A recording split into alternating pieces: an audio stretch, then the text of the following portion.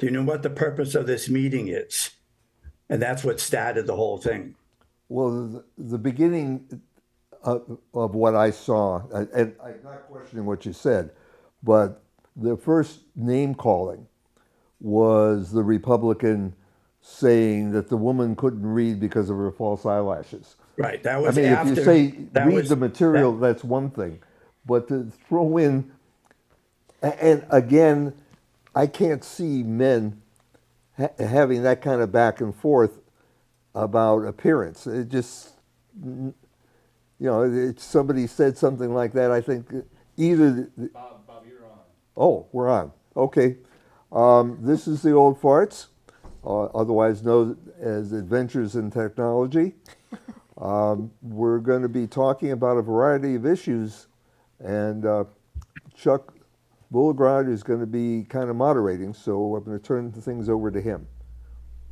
Well, good evening, everyone. And I guess we talked earlier, some of us, about topics to cover, and we came up with a list, and we'll see what we can do as far as getting through these. I guess the first one is in the area that Nikki Haley just announced yesterday that she was going to endorse or is endorsing Trump for president. And the question is, how much of an impact might that have on Trump's candidacy? Well, I question number one the idea that she endorsed him. She said she was going to vote for him, but she also said that he had to work to get her voters to support him. So I think endorsing is a strong word. And by the way, most of the commentators that I've heard are using the term endorsed. But when I heard her speech, I didn't take it as an endorsement. Maybe you heard it on one. Maybe you heard that. Maybe what you heard was on like CNN. I mean, you can never be sure what they're saying. Well, I heard her speak, as opposed to the comments, and yeah, according to CNN, I think was who I was listening to on the radio at the time, they did use the term endorse, but I didn't think that was appropriate. But she is voting for him, which is kind of interesting. I mean, that's what I also thought, that the way I read it, it said that she was going to vote for Trump, and Trump has to work at getting her votes, and I guess her supporters. And I guess probably she is worried about all the voters who are still voting for her, although she's not supposed to be on the ballot, but people still are going for her. But maybe she wants to keep her voters in place. Maybe sometime down the line, she might again declare her candidacy after this one election, and then keep her voters happy by saying that. That's another twist to the politics there. What do you think, Colleen? Well, I'm a little skeptical. Did you hear her speak? Well, I did. I did hear her say that she was going to vote for him, and like Bob said, it's not that she said she was endorsing him. I think it's because she said she's going to vote for him. Most people would say that she's endorsing him because she's no longer running, and that's what candidates do. They put their power or their weight behind the next candidate that they think is going to be best able to win. If they're not in the race, then they put their weight behind that, and I think it's understood. It's kind of like an understood thing. I don't think she actually said she was endorsing, but she might have said it somewhere. But well, regardless of whether or not it's an endorsement or voting, she was polling somewhere when she was still running, somewhere between 14 to 18 or so % of the votes when she was still on a ballot. So are most of those people going to now vote for Trump? I think they are, personally, but in some of the swing states, if you lose 2% of the people who were supporting you, and they go to the other candidate. That might be enough to win that state. So I think it could make a difference.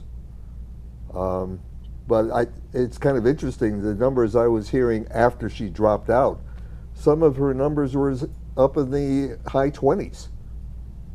And this was after she was no longer a candidate. So one would assume, careful to say assume, that that's a protest vote. Now, whether these people protest in November the same way they're protesting in April and May, I don't know. I wasn't in a position earlier today to be able to hear any news stories either on TV or radio. So I haven't heard Trump's response to that, whether or not he said anything about her saying whatever she said. So I don't know if anybody else, I haven't heard anything or Colleen either. or Omanon heard anything I did not from hear Trump. anything. You know, I didn't get to I hear any watched- talk today. I watched a good portion of Trump being in New York speaking this evening. There were thousands of people there. They said they started lining up at about 3:00 in the morning. But I listened to his speech, and it was pretty customary speech as far as I hear him say. But I didn't hear him say anything about Haley at all. I did not hear his speech. I'm sure he has to be pleased that she's coming aboard. Yeah, many of his opponents have come aboard. I have a theory, by the way, again, Robert Krieg theory, that the people who ran against him and have subsequently either endorsed him or said they were going to vote for him, it's more party loyalty than anything else. Remember, there was, for the people who took who were on the debates, they were asked, will you support the eventual nominee? And pretty much everybody except for Chris Christie said yes. So maybe it's just, I promised I was going to do it, so I did it. Could be. I mean that's the idea. Once you are in the party nominee gets the vote, and so that's the party loyalty. But at the same time, as I pointed out, for Nikki Haley to say that Trump has to work to get her votes, her supporters' votes, that tells me that she is keeping her options open for the next time around, keeping the ball rolling for herself, and at the same time giving an indication that I vote for you, you go and work and get my voters now. And of course, if enough people vote from the Nikki Haley group, Trump might get an upper hand in the swing states. Well, no, Trump hasn't announced who his VP candidate is yet. So, I mean, there's the possibility that he might take her. Oh my gosh. I don't think I would go for that. I don't. What's that again? I don't think he'd do that. I would like to You don't that think he she would take it if he offered it to her? Oh, I know he would. And he has a habit of pulling people in that he wants to keep close eye on, you know, even if they're not like really aligned with his beliefs and his style of leadership and stuff. But that would lead to her to be the candidate for the next election. Yeah, I know. I don't think he would do it. I think there's a lot of good quality people out there that are much more loyal to him than she is. Would put her much more in the driver's seat. I don't know if would be a good choice or not, but I don't either. I think it would put her in a much better position. Yep. In many ways. In politics, you get pretty. You choose according to what the president actually thinks about the benefits he's going to get, or he or she. At this time, for example, Trump, he's going to think about all the benefits he will get by choosing Nikki Haley as vice president. I also think maybe he will not, but you never know what Trump is thinking. So how he is weighing the pluses and minuses in with respect to Nikki Haley. I don't know. Can we all visualize what a debate between Nikki Haley and Kamala Harris would be? I think it might be a lot of fun. Yeah, huh? Yeah, it would. It It really would be a very interesting debate between all her laughter, that being Harris. Oh my gosh. Uh, I Any other wouldn't any other underestimate Kamala Harris. She can be a very tenacious questioner. So in between her giggles, she might make some interesting points. I don't know. I think Can you point to an example of that, Bob? I don't have a specific example, but I Chuck, know you're in ruthless. debates when she was running for president. When she took Biden apart about segregation. I don't really remember that particular thing. I don't do remember that. remember She was that talking she came about out how very strong. She was a young child, and she was Oh. going to school. Yeah, now she remembers coming back. Yeah, I remember that particular statement. I don't remember the details of. I don't remember all the details either, but I remember that he was speechless. I don't think he had a comeback to that. Anyways, maybe we should move on to something else then. Okay. How about the area as far as males and women's sports? Okay. My. Anybody got any strong positions on that? I think that the thing is overdone. Previously, when we've had this discussion, I point out that one of Kathy's cousins was a center for the Brandeis basketball team. She's about 5'11" or so. She was an outstanding player. Her number has been retired. She was an All-American. Her number's been retired from Brandeis Sports. She was bigger than the people around her. And in part, I think that that's the major advantage of a male who transitions to a female. They're bigger. They tend to be larger people. So I think that the solution is we should go back to a way things were when I was a kid, where you competed based on your weight. I remember I would have been in the track finals for Tennessee in the 8th grade, except that I weighed 81 pounds and the cutoff was 79. I've heard a lot of discussion about this topic, but that's the first time I've heard anybody ever mention that from a weight position. What about you, Colleen? What do you think? Well, I mean, I think there's a lot of differences between men and women, and just changing your steroids or your hormones doesn't really change the basic structure of a man and a woman. And I think to the athletes that are being the most vocal about it, you really do have to listen to what their opinion is. They're the ones that are competing against people that are transitioning, and they're telling you what they experienced. And I think we should validate what they're saying. And I do agree that, like, women's sports, it came about as, so that women could compete on the same professional level as a man, but it happened because women couldn't compete against men.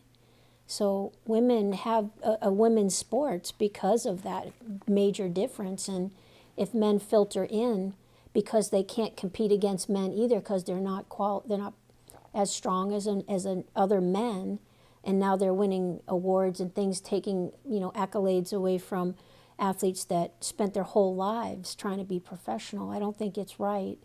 I think that there should be separation, whether with biological things in mind.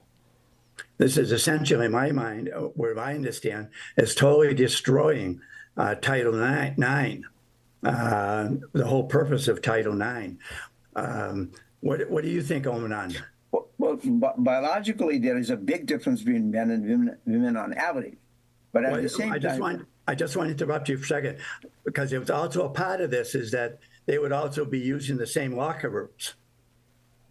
That's true. But if neither so one of them have a penis, what difference does it make? Well, I don't, I think you're making the assumption that that's the case in the male. Doesn't necessarily have to be without a penis. Well, if a male is transitioned to a female, that's, That doesn't necessarily, I don't believe it totally requires that the physical body that has to be transitioned before they can claim that they were a transgendered. see that's where I agree with the discussion so far, that maybe we should respect the relevant groups who are actually impacted, because their opinion matters rather than my opinion, because it's a male and female competitions were separated, competitors were separated because of the very difference that exists biologically. But at the same time, the number of transgender people is so minuscule that it has become so big a topic, and I don't understand how that jives with the reality. But at the same time, the folks who are administering are responsible for allowing or administering the sports groups should listen to the athletes and accordingly make appropriate decisions, so that particularly what Bob talked about is the weight basis competition. That's kind of interesting. I had not heard of that, but that might be a good solution there. Well, now that I think about it, some of the stories I've heard of this situation where it's already occurring, that the females are complaining that the males, in many cases, are walking around the locker rooms having any transition that has occurred. I haven't heard that. I think that there could in fact be a reasonable question, but look at it from another point of view. If the women who are transitioning to male are now, in theory, I'm sorry, I got this wrong. If the males are transitioning to female and now are competing against the males, and they're walking around and they have female sex, I'm trying to be very polite. I want to interrupt. I'm not aware of any cases where a female is trying to transition into a male to be in a male sport. I doubt very much that that's why they transition. I think the few people that I've known who have transitioned are transitioning for other reasons. Now, they may have enjoyed... But we're talking about sports here, not specifically. But if you started out interested in a particular sport and you transition, doesn't mean you're no longer interested in that sport. So, and again, I don't have any personal experience, but it's probably not unreasonable to assume that the reverse happens occasionally. But again, because of size, maybe there's less of a competitive advantage. So if there's this very small percentage where a male may compete, that's good enough to upturn the whole entire Title IX. No, I think Title IX is a separate thing. Title IX says you have to give an equal amount of money to both male and female sports, no matter who's competing. Mm-hmm. It has nothing to do with who gets to compete in that sport. Well, I'm not knowledgeable enough about that. All I know is I've heard a number of references of how it jeopardizes Title IX. So I'll have to do a little bit more research on my end, and I'll update myself. Okay, could I throw out a sort of vaguely related thing, that whole bathroom bill? Everybody was worried about males going to a woman's bathroom. I'm Nobody picky. was worried I about don't think- women going into a men's bathroom, and I want equality. Well, I don't see that women, if a lady was transitioning to be a guy, Yeah. she would, and say she was a swimmer, and she was a competitive swimmer, she could in no way go and be competitive against a guy if she was going to transition to be a man.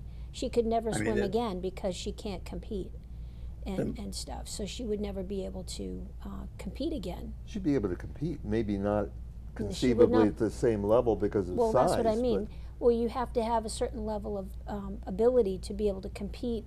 To qualify for certain races, you have to be fast enough or strong enough, things like that. And a woman is just not going to be, she's not going to have the body strength to be able to compete against a guy. She'll never be a man. I mean, physically, yeah, she may look like a guy, she may sound like a man, but she may never have the musculature that you need to compete in a sport against guys. I mean, if she's transitioning from a lady to a man, so I mean, she may not those are have the real. opportunity to compete. Those are very real biological issues, and that's why we have to respect the particular, the appropriate organizations that deal with it, and come up with a consensus somehow, one way or the other. Right. I mean, the ladies that are the most vocal, they are very passionate about this, and they really feel like this is going to ruin women's sports. And I mean, I'm not an athlete, but I hear what they're saying, and I think that they're the ones that they're trying to compete. They're trying to be professional athletes. They've spent their entire lives. I don't know if you've ever had a kid and go through, like, you spend your entire, like, their whole school year taking them to one sport after another and spending hours and hours and hours every week, how they're practicing and taking them to games and things like that. It's a real commitment. And to get to the point where you can compete in college level or even a professional level and you still can't compete, you can't win because other people that are participating are physically stronger than you because they're not the same gender. They may look on the I've heard- outside, they may in their mind, say that I am a lady, but they're physically stronger. You can't deny it. It's very plain and open to people. We see it. So I've heard some injuries of girls being injured playing against in sports, via volleyball or whatever, and a couple other sports. I've not heard the reverse of that, of any transition male being injured and playing in a sport against females. I think if you play in a sport, and I am not an athlete, so let's We all know that. Yeah, believe me, I'm not an athlete. But it doesn't mean that people don't get injured. People get injured in sports all the time, no matter who they're competing against, in some cases competing against themselves. So the fact that somebody got injured because they were playing against somebody of the other sex These is more injuries political are where than it a is ball- anything else. Huh? These injuries are where a ball was volleyed back at a girl and hit her in the face or in the head at a speed that a female would highly unlikely be able to hit the ball that hard. It's not a Again, case of her twisting her ankle or something like that. It's where some physical impact happened. if Kathy's cousin was playing volleyball and she spiked the ball and I happened to be on the other side of the net, she could hit it hard enough to cause me injury if it happened to hit me in the head. She's bigger than most women. You've used her as an example a couple of times. Right. Have you ever talked to her about that? No, I have not. Competing? Well, I think that I may be do an know interesting that- thing to find out. When she graduated from college and was no longer doing collegiate sports, she used to play basketball at the local Y against guys. That's not that uncommon, that type of thing. But the point is, she was capable of playing in that in that competition. How well she did, I don't know. I used to see her when she was playing college basketball, not when she was doing pickup. I think But it'd be interesting. I think it'd be interesting for you to find that out and have a conversation with her and see where she would be at. But if you have watched the women's volleyball, I would run away from that field because the ball hit me. It will be a disaster. So you can, I mean, that's why we cannot generalize it. That's why I was insisting that the organizations have to deal with it, because generalization we make, it is fraught with difficulty and it becomes a slippery slope, because not you can't put all 50% of the U.S. population in one mold and say that's the exact plus minus of a female, and that's it. They can't. They cannot. They cannot slam dunk beyond a certain speed. If they are beyond that, oh, they're out. But that's why you got to give some latitude to that, and that's why generalizations don't help. Let's go on to another topic here. What about the situation recently? President Biden is trying to put an executive order saying student loans to the tune of $7.7 billion he wants to wipe away. Do you feel that's fair? it kind of depends. I think that, again, I think it's very complicated. The reason why student loans are so important is that there are a lot of people who would have no opportunity to ever get higher education, whether it be college or apprenticeship, whatever the heck it is, without help. And it seems fair to me that you give them help. That We they have use programs the that help, people. huh? We have programs that are there designed to help people. Right, and college loans is one of them, and scholarships. I got a college loan, which helped me get through school. The reason why I needed it is a subject for a different conversation, but I did get a college loan, and I was able to get a good job, having nothing to do with my college education. I was a political science major, and I ended up in computers. But I was able to pay that off, and oh, by the way, pay off my wife's college loan. The problem, I think, well, there's several problems. Number one, when you get a loan, you get a loan because you think you'll be paying it back by getting a good job, and there's no guarantees. And people get into a lot of trouble because of it, and the high interest that they have to pay makes it even worse. And two, sometimes they use the loan for things that there really isn't any work for. When my wife was going to college, there was a program saying if you promise to teach, if you got a teaching degree and you promised to teach, they would forgive a portion of your loan every year. And the interest rates were very low. And I think in part that's what we should have done rather than just giving willy-nilly loans. Say we need teachers, we need people in the medical profession, we need plumbers or electricians, and say if you get a degree in this and you work in this field, particularly if you work in the field not in a big city but out in the rural areas where there aren't many people who can do these jobs, then the society benefits. If you just say, I want to take a degree in art history, I'm less sympathetic. But the other side of it, huh? What do you think, Colleen? Oh, as far as student loans, I think, well, I don't think that student loans are just given to people who don't have any means. I think there's lots of students, almost every student is getting some kind of student loan or some kind of support, whether it be from a grant or from a loan. The only difference would be is that when, the expectation is when you get a loan, you're supposed to pay it back.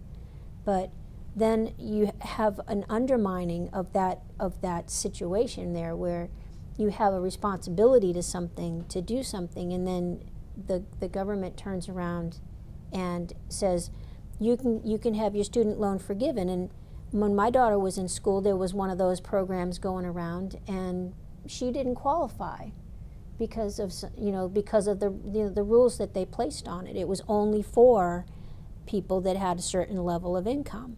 And you know what? When everybody goes in it, you go in it with the intention of paying it. And I don't think you should expect the government to give you any money back. I don't think that you should. You accepted a loan, you should pay it. Well, if the you loan is win the the lottery, go ahead, and then there you go, pay it off. But but you should still pay it off. I mean, it's like you shouldn't get it for free. I mean, Well, it's just technically they're another saying kind of a money grab. technically they're saying it's forgiven, but it's really just being transferred to the rest of to the debt, so that the rest of all the citizens, including all of us, are obligated to pay a portion of that at some point in time. Well, right, and they're What about you? What about you, Almanon? I would say that I would say that the loan should be repaid if you have signed a loan document, and then you got to pay it back. But at the same time, I like the idea of what Bob talked about is that you have a loan forgiveness in certain situations, so that that is. And at the same time, what the other piece is, if it is then income restricted, that creates a problem. So what I would agree is, if there is a loan forgiveness, that should be attached with the going into a certain area of the country with a certain particular or a specific qualifications, where these trades or these medical needs are needed. So that on the one hand, the student benefits, on the other hand, the community benefits at the same time, and the country everybody's happy. So I like that kind of thing, because once I got a loan, I paid my loan when I went through the college. So I would think that everybody should think about that. Now, you're talking about something both you and Bob, are you talking about something in the future? Of the future students people would have to do that? I think it would be good. What about the ones that I'm looking at, the people currently who are being forgiven? How should that be handled? I mean, that's what I said, that in my opinion in that case is the person who has signed the loan document, they better pay. Okay, so say they can't. So my thought is, maybe they should have an opportunity. They can join the military for 4 or 5 years, or they can go work for some other agency within the government. Or they can declare bankruptcy. Some medical area or healthcare area or so forth, for whatever period of time they get their monies for that to get paid back in some way. Can I make a point? It's Sure. a little bit to the side, but it's if people who believe that this is the right thing to do, it's a drag in the economy, but let's forget about that for the moment. We have a bunch of programs where we give corporations tons of money, and these are very profitable corporations, because they say, I need help. We give oil companies a lot of money to do exploration, because it's very expensive to do exploration. But then we don't ask for the money back when they find oil. We give farm corporations a ton of money, because farming can be problematic. The weather's good, the weather's bad, there's too much. When the weather's good, we get a whole bunch of product, and then we don't know what to do with it, and the price goes down and you can't make a profit. We give money to these people, and when things are good, we don't get the money back. Maybe we should hold them to the same standards, because the society is giving a ton of money to a bunch of different places, and we're only upset about the young adults who got themselves deep in debt and for whatever reason can't earn enough of a living to pay it back. Actually, I was going to say exactly that, because towns and cities actually provide inducements for corporations to come in and open offices or open their ventures in their town and forgive their taxes, so that they can come in and open up, and it's good for economy, and never ask for the taxes for few years. So that's, again, is those incentives. We don't ask them to pay us back anyway. Well, we do that. We do the same thing with a lot of medical companies. Yeah. We give them millions of dollars of research, this or that, and they fail to be able to come up with results. So we're going to attach this all into that field also. That's why it becomes. That's why Bob pointed out it's a very complicated, Well, problem. if it was simple, then we wouldn't have to talk about it. I know. I mean, but just to add to that, medical, when you bring a medical company, let's say there is Boston Scientific or somebody like that, you bring them in and they are working on a device, and the device doesn't work out. What can you do at that time? Because if the clinical trial they were running, it produced data that suggests that it's going to be harmful to the patients rather than useful. At that time, I don't know what the alternative is, other than say, oh, okay, we tried. So we have an oil company that's doing research to try to bring more oil up, and which goes into hundreds of different products. And so they fail. What's the difference between that and the medical field? That is why it is so complicated when you then generalize it to the younger generation who are unable to pay the debt. It is so complicated already. Colleen's got the answer. I know. No, I don't have very much answers on that. I think the funding of these forgiveness programs is probably the biggest problem. And if a town has a need for teachers or some other profession, and they're willing to put some of their budget behind that and offer some help to potential professionals, then more power to them. If they have the money in their budget, their citizens have to agree to pay it, to let their taxes be used for it. But we have so little control over how our government spends our money. I just think that the brakes ought to be pumped back a little bit, and maybe the kids need more training on debt and how to handle it rather than to forgive it for them. Can I throw out one other thing before we get off the topic, because I can see Chuck's moving on to the next place. Donald Trump said to a group of petroleum executives, "Give me $1 billion for the campaign, and we will take care of you after we win." How is that different than Biden saying, we got all these people who are drowning in debt and have no way to get out, and for those whose income is really low, we will forgive X amount of what they owe? This example you're using, Bob, is that an actual example? Yes. Yes. Okay. You're going to say at the same time, I'll take your word for it. What's different with that, with Biden asking these various corporations to kick money into him? I agree. What I'm saying is, you started this off by saying Biden was buying votes, and I never said that this time. We talked about that earlier. I never said that. Okay, I'm sorry, confusion.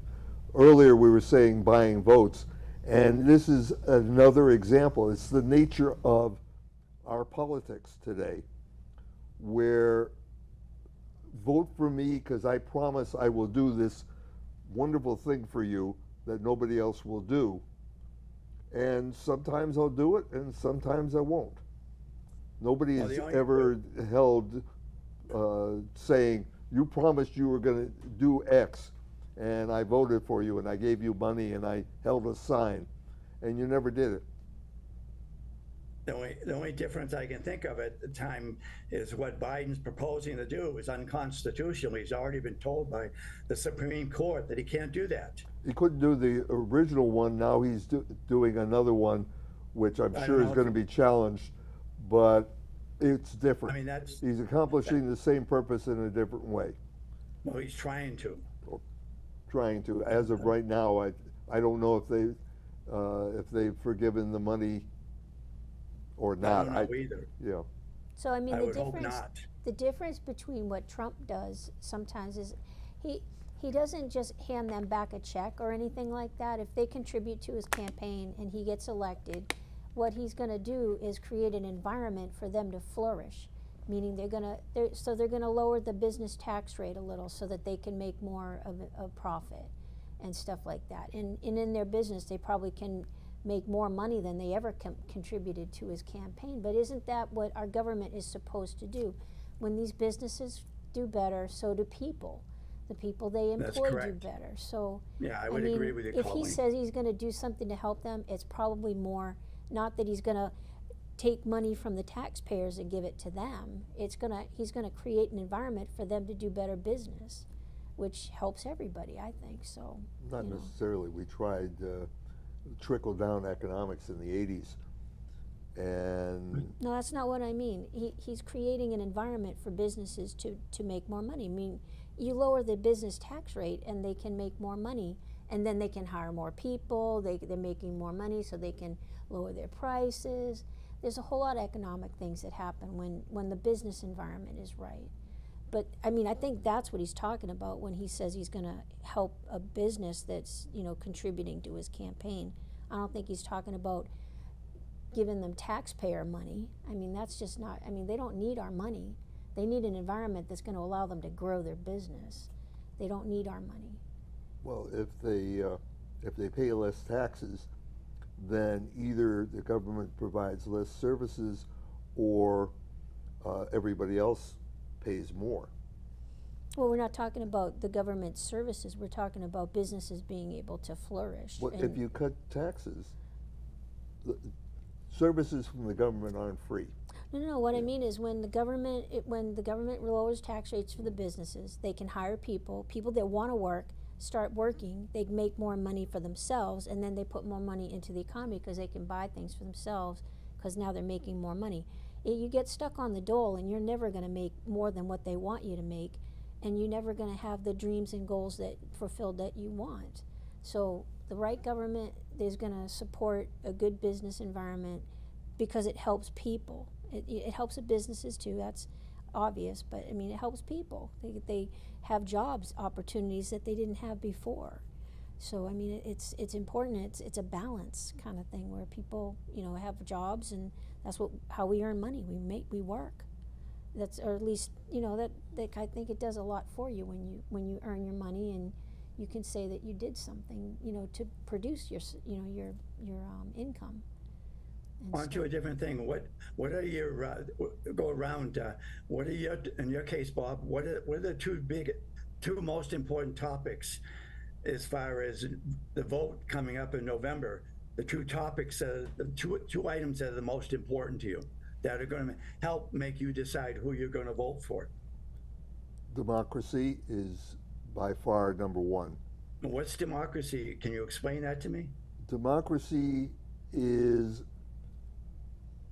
the opportunity for everyone to have their say and convince others of the correctness of whatever it is they're trying to promote, so that becomes the policy of the government. Okay. The second most important thing is equal opportunity, not equal results, equal opportunity. Everybody has as equal as possible. There's no absolutes, but everybody has a reasonable chance to succeed at whatever it is they choose to succeed at. Omenan, what are your two most important topics? If you had to, I would think I think about peace on earth on the ability to lead the world, number one, and number two, making sure democratic values are held up. Okay. What about you, Colleen? I think that the most important thing for me in this election is that our election laws are upheld, and that only citizens are voting, because there's a big threat, in my view, that there's going to be a lot of people, especially in Massachusetts, that will be trying to vote that are not citizens because they've been given documents that people accept as a citizenship document. So the laws of our vote has to be protected. If you can't trust the vote, then nothing. You can't protect democracy, because it's still being manipulated by somebody else. The vote has to be protected. Otherwise, the voices aren't heard, because you never know whose voice are you actually hearing if the votes aren't true. So that's really voter integrity is the vote integrity is the most important thing to me. My two is immigration and inflation. And that's, I think if we don't get this country straightened away, and a lot of that rolling into the voting that you mentioned about, Colleen, we're heading for serious problems. We got all these people coming from all over the world, particularly from China and some other Asian countries and Africa and so forth. And in inflation, we've touched upon that a little bit, but we've now got such a national debt that's, I think it's over $34 trillion, that I don't think any of the four of us are going to be living when this, when I don't think, I'm not sure how this is ever going to be taken care of. And I think this is going to be a noose hanging over the necks of many of the future generations, the younger people, and it's going to cause them real problems down the road that we don't necessarily envision right now. I want to go back to the two that you said, Bob. I had not ever heard in any polling that I've seen on anything that those two topics were in the top 10. You asked me what Yeah. I thought, as opposed I know. I'm to. just saying. You caught me by surprise, because I haven't seen those two items listed anywhere. Well, They're very creative. Actually, it's been a topic for a number of years from the Democratic Party against Trump, because Trump keeps talking about what he's going to do in terms of revenge against all the things that have been done to him, and what he's going to do to make sure that his policies are implemented. For example, getting rid of basically the civil service. Not all of it. He might try, but he won't be able to do all of it. But making a number of middle management positions, which today are civil service protected, a political appointee. Now, if he could get away with it, and I don't understand the law well enough to be sure that he can't, then suddenly the bureaucracy, which is very conservative in the sense that it doesn't like to change, it does their job, and the directives come down, and they figure out how to try to implement the new directives. But it's very slow and cumbersome deliberately, because one of the things business, as Colleen was talking about earlier, and the general population want to know what the rules are. And if you're constantly whipsawing in a very significant way what the rules are, because some president came in and said all the people who did things X way, they're out, they're going to do it now Y way, and oh, by the way, if they don't do it Y way, they're out, and we'll get somebody else. I have a question going back a little bit to what you said earlier, which I'd like to throw out to the group. What do you think about politicians basically saying 6 months in advance they will not respect the results of the election? They don't say what would be required in order for them to accept it, but they will not commit to accepting the results of the election. Is that like what Hillary Clinton said, or still says, Actually, or Stacey Abrams? Hillary Clinton, on the day after She's go she ahead. said, I concede the election. I don't like it. I think there are a whole bunch of things wrong with it, but I concede the election.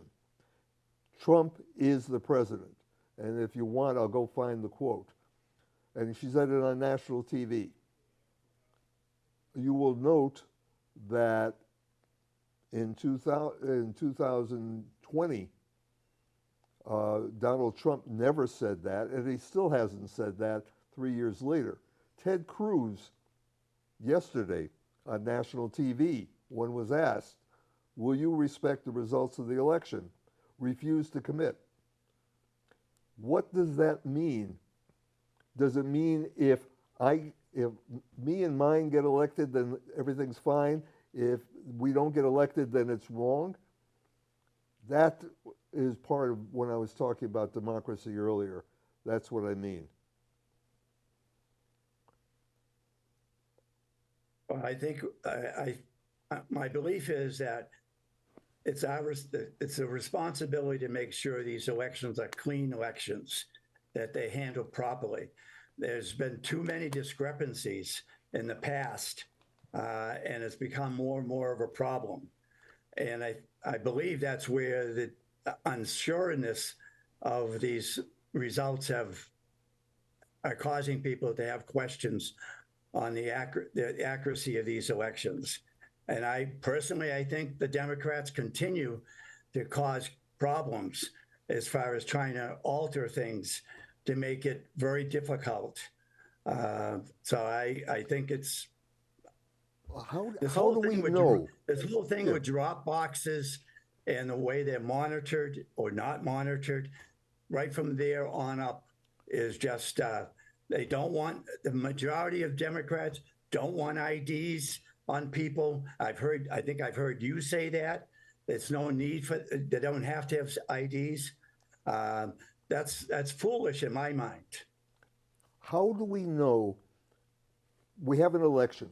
Somebody says, I don't think this was legal or fair or whatever term they use. And they go to court. And the court looks at the issues and comes to a conclusion. And we had this in 2020. 60 plus times it went to court.